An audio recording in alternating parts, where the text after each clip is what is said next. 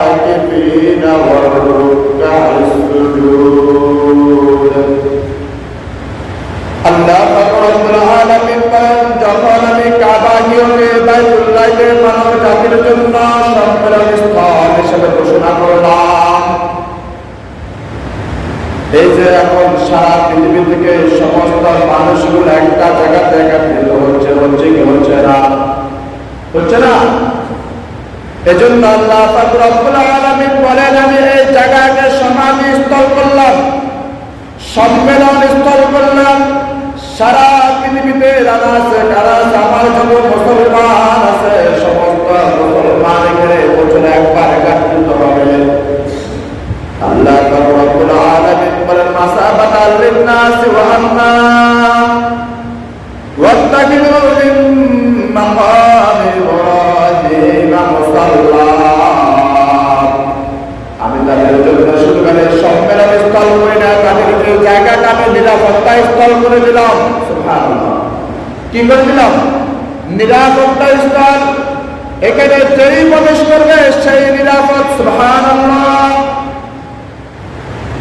আবার আল্লাহ পাক রব্বুল আলামিন বলেন, ওয়াত্তাখিযু মিন মাকামি ইব্রাহিম মুসাল্লা।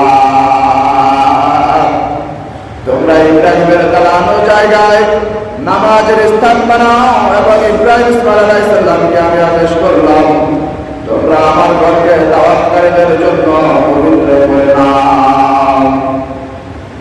এখানে মানে হলো হযরত ইব্রাহিম আলাইহিস সালাম যেখানে দাঁড়িয়ে নামাজ পড়ছে, সারা পৃথিবীর সমস্ত মানুষদেরকে ঘোষণা করতেছেন, এই জায়গাটা তোমাদের জন্য সম্মানের স্থল, সম্মেলন স্থল এবং নিরাপত্তা স্থল। এই জায়গায় এসে তোমরা নামাজ পড়ো। ওই জায়গাটা কোন জায়গা? বাইতুল্লাহ শরীফ, কাবা শরীফ যেটাকে আমরা বলি, মসজিদুল হারাম আমরা যেটাকে বলি, এই জায়গার মধ্যে তোমরা আসো। আর ইব্রাহিম আলাইহিস সালাম যেখানে দাঁড়িয়ে নামাজ পড়ছে সেখানে তোমরা নামাজ পড়ো। কিন্তু তারপরে যে কথাটা বললাম, তাহিরা বাইতাল তাইফিন,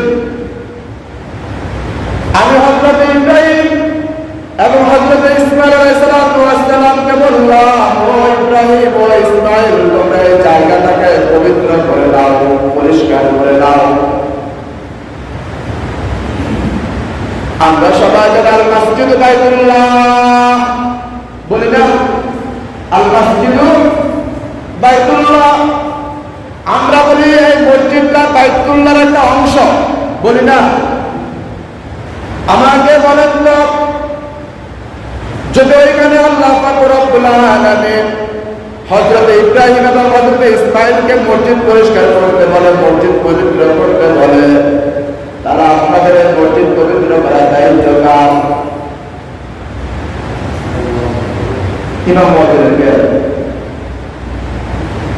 ওয়াত্তাখিযু মিন মাকামি ইব্রাহিম মুসাল্লা ওয়া আহদিনা ইলা ইব্রাহিম ওয়া ইসমাঈল আন তাহিরা বাইতিয়া লিত-তাইফিনা ওয়াল আকিফিনা ওয়ার রুকআস সুজুদ।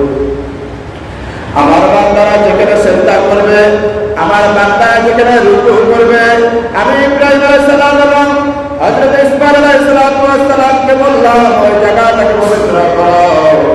আমি তাদেরকে দায়িত্ব দিয়ে জায়গাটা পবিত্র করালাম।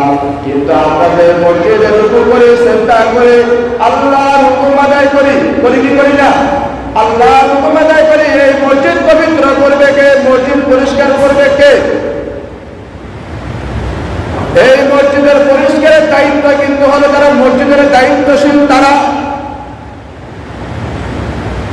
কিন্তু আমরা এমন মুসলমান আবেগে আপ্লুত হইয়া আমরা ইমাম সাহেবদেরকে দিয়া টয়লেট পরিষ্কার করে, ইমাম সাহেবকে দিয়া রাস্তা পরিষ্কার করাই, ইমাম সাহেবকে দিয়ে আমরা মুসলমানা পরিষ্কার করাই।